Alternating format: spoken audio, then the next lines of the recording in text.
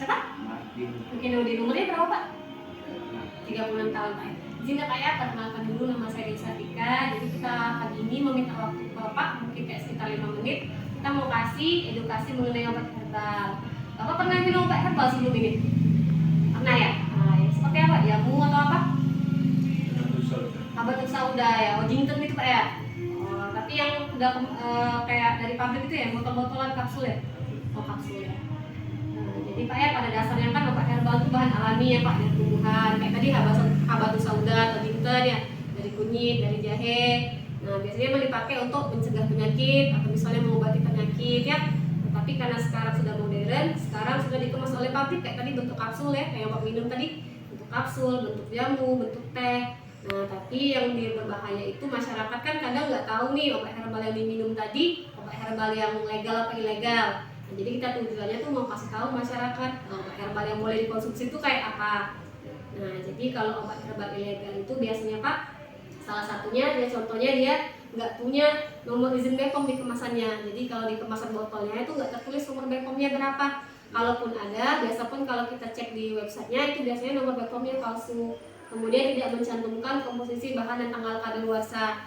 Jadi di kemasannya itu nggak tulis komposisinya apa aja, apakah ada habatus sauda, apakah ada kunyit, apakah ada jahe.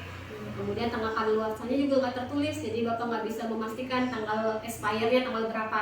Dikhawatirkan kalau nggak mencantumkan komposisi tadi, malah isinya bukan bahan alami yang kita mau minum, tapi malah bahan kimia atau obat-obat dosis tinggi. Nah kemudian biasanya juga iklan bisa menyembuhkan berbagai penyakit secara cepat, kayak misalnya bisa sembuh sakit jantung atau darah tinggi dalam 3 bulan atau dalam 2 kali pemakaian ya. Biasanya itu juga obat herbalnya ilegal karena klaimnya atau iklannya terlalu berlebihan. Kemudian dijual secara daring. Nah daring ini maksudnya jual online, kayak misalnya kita beli di toko online di Shopee ya, di Facebook, di TikTok. Itu juga kalau misalnya toko nggak resmi, biasanya juga itu obat herbalnya ilegal.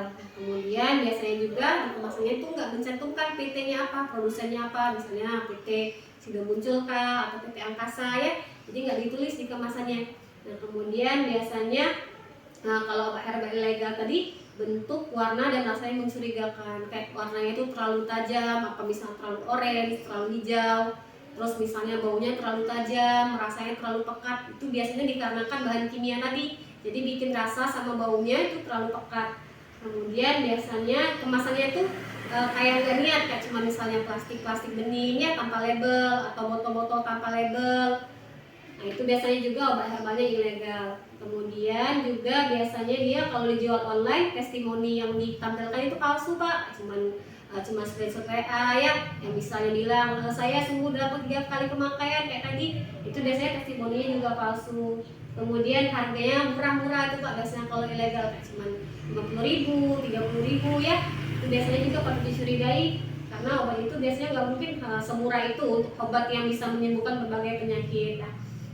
Kemudian kalau obat herbal ilegal tadi kan dikhawatirkan sebenarnya efek sampingnya Pak, apalagi kalau misalnya dikonsumsinya terus-menerus setiap hari bertahun-tahun. Nah dikhawatirkan malah obat herbal tadi malah merusak hati sama ginjal pasiennya tadi karena keseringan minum.